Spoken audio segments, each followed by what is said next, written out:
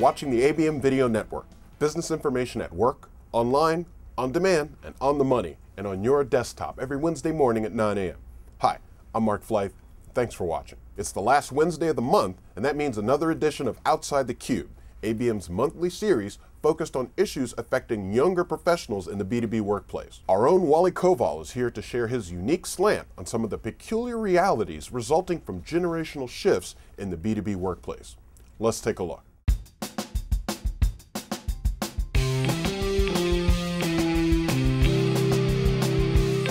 Hi, I'm Wally Koval, and here's what's going on outside my cube. Here at ABM, I work with colleagues whose life experience spans 4 generations.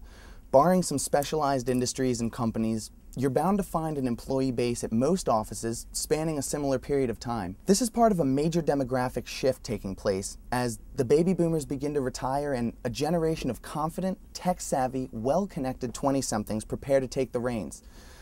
Us young professionals, the self-proclaimed Millenials, are moving in and stirring the proverbial pot of corporate professionalism as we know it, setting a new standard with an entirely new pace. You may ask, why is there such a blatant gap in the ideals of the more experienced generations and the fresh faces of the new-to-the-scene generation? Our ideas of a comfortable work environment and corporate norms are a bit different from those of our predecessors. For instance, a friend of mine graduated a couple years ago, and after a few terse job stints and a few freelancing situations, she's now in search of something new. When I ask her specifically what she's looking for, she replies, well, wherever I can wear jeans and roll in around noon. Another friend of mine, living in the city fresh out of college with no real job experience, tells me she's ready to pack up and move home. Not to be closer with her family, but because there was a job offer from a company where you could dress as you please, and here's the kicker, people can bring their dogs to work. Well, after pointing out that she does not in fact own a dog, she was quick to refute with, well, if I get one, at least I'll have the option. Now, don't get me wrong. Both of these girls are extremely intelligent, both graduated early from their respective esteemed universities with honors and double majors. And while to some these out-of-context quotations may sound slightly immature and fairly unrealistic, these are 2 prime examples of the shift in corporate mindset and employee benefits that's on the rise and in demand by this new generation of millennial professionals. Now, let's take a step back. The key word here is options.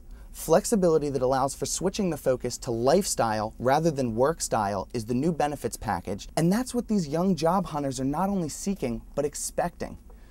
The overarching past ideals of pensions, job loyalty, financial security, and job security, they're being foregone in exchange for lax dress codes and the ability to bring Fluffy to work with you. While the millennials are coming in with expectations, they also bring along the building blocks to a successful career: confidence, goals, positive attitudes, and a higher rate of advanced education than ever before. These attributes are what many employees desire and ultimately need in order to keep the momentum of their businesses up as their dependable, long-time employees begin to bow out in search of some well-deserved time for themselves.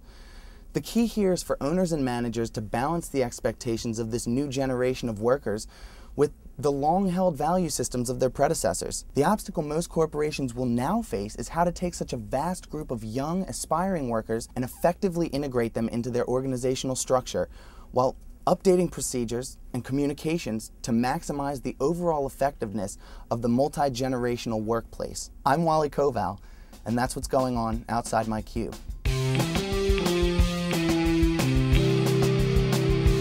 Thanks, Wally. We want to remind everyone that the deadline for the 2008 SIBA Awards entries is fast approaching. Just visit www.siba/awards.com to access the entry form, or just visit our website for more details. Thanks for watching, and we'll see you next week.